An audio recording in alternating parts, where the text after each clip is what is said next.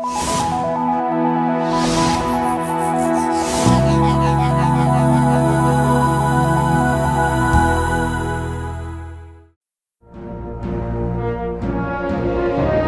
vegades has sentit parlar de la Terra Santa de Jesús, d'aquells llocs on ell va viure, va estimar i va sofrir.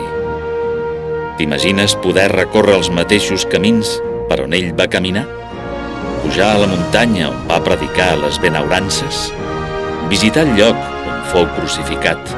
O apropar-te al sepulcre on va ser sepultat i va ressuscitar el tercer dia? Seria meravellós, oi? Doncs és possible. Jesús va néixer i va viure en llocs concrets de la nostra terra, a Betlem, a Natzaret, a les ribes del mar de Galilea.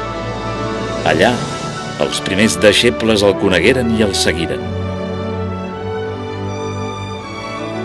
Els primers cristians van aixecar allà temples i santuaris per venerar i recordar els principals fets de la seva vida. Aquesta estrella, per exemple, marca el lloc on, segons la tradició, va néixer Jesús a Betlem. Coneguem una mica més la terra en què va viure. Dels 3 territoris en què estava dividida Terra Santa en el temps de Jesús, Galilea és el que està situat al nord. És l'únic territori que gaudeix d'un clima fresc i humit. En aquesta regió es troba Natzaret, on la Sagrada Família, Jesús, Maria i Josep, va viure la major part de la seva vida. L'església de Sant Josep està construïda sobre el lloc on Jesús va passar la seva infància i adolescència. Aquí treballaria durant molts anys, al costat de Josep, el petit taller de fuster. Així ens donava exemple de com es pot santificar el treball, l'amistat i la vida de família. Samaria s'estén entre Galilea i Judea. Entre els samaritans i els jueus hi havia una gran enemistat. Un jueu piadós mai no feia negocis amb un samarità. Judea es troba al sud. És una zona escarpada i muntanyosa. En aquesta regió hi ha Betlem, la ciutat on va néixer Jesús, i molt a prop, la capital, Jerusalem. Aquí es concentrava el poder religiós, cultural i polític del poble jueu. Jerusalem era, per damunt de tot, la ciutat del temple.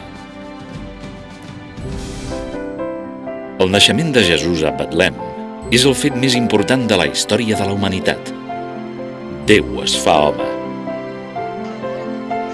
Només uns humils pastors i uns mags d'Orient foren invitats a l'esdeveniment.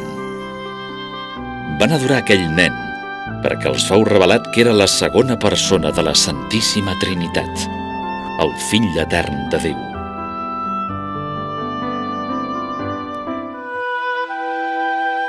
Jesús va ser un home real, com tu i com jo.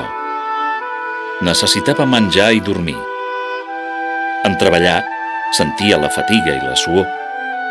Davant dels malalts i els necessitats, experimentava pena i compassió. Era igual en tot a nosaltres, excepte en el pecat. A més, del seu interior sortia un poder que cap ésser humà mai no havia tingut. Curava els malalts només tocant-los. Era capaç de calmar una tempesta, de convertir l'aigua en vi i fins i tot de ressuscitar els morts. I això com és possible? Perquè Jesús és, al mateix temps, veritable Déu i veritable home.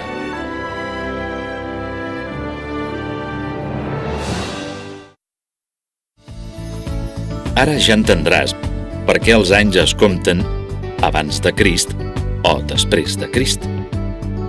Estudiant aquesta unitat, anirem més lluny. Ens endinsarem en l'essència mateixa del cristianisme. Ara coneixerem millor el nostre Salvador, aquell que va venir a portar-nos l'única i veritable felicitat.